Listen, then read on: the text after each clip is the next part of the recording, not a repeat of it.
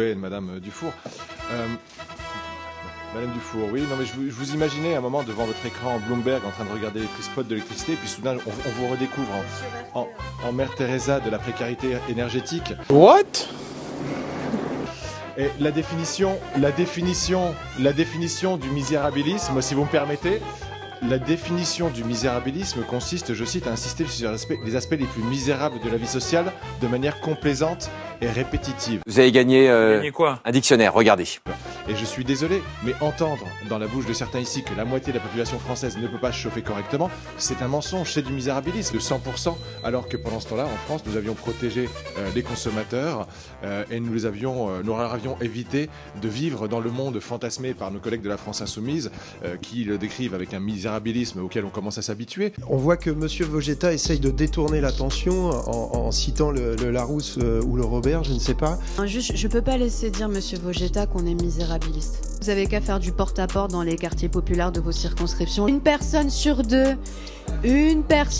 quand on me traite de faire du misérabilisme, de faire du Zola, oui, je vais vous répondre. J'étais encore hier avec des citoyens de ma circonscription qui me disent qu'ils payent 120 € pour une personne seule avec un chauffage central pris en charge par son bailleur HLM. 120 € pour 3 ampoules LED et un téléviseur et un frigo. C'est ça la vérité.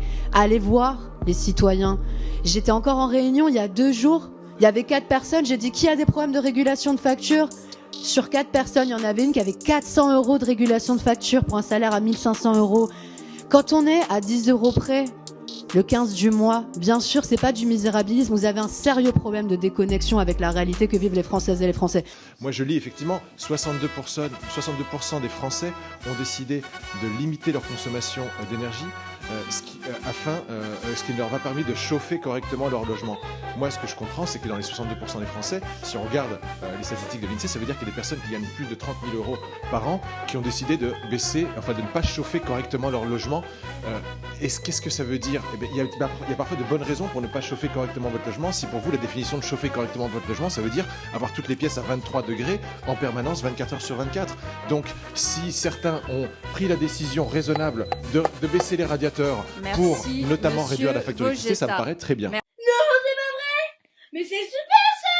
Pourquoi tu me l'as pas dit plus tôt? Ah bah je suis ravie! Mais quel mépris que de considérer que des Français cherchent à se promener en slip dans leur appartement avec du 23 degrés partout. Enfin, je veux dire... Je vais vous donner un chiffre brut, c'est pas un sondage. 1 million de procédures pour impayés en France. 1 million, c'est 2% plus qu'en 2022, 49% de plus qu'en 2019. C'est pas matériel, ça c'est pas concret. Encore une fois, je pense que c'est vous qui avez un problème de décalage là avec la réalité de la situation. Et concernant les entreprises, moi je veux bien. Mais vous avez Monsieur Séjourné qui a expliqué devant la Commission européenne que si les entreprises faisaient faillite en France, c'était à cause de l'énergie. Donc à un moment donné, mettez-vous d'accord. Moi je le prends au mot, Monsieur Séjourné, il me dit l'avalanche des plans sociaux dans l'industrie, c'est la faute de l'énergie.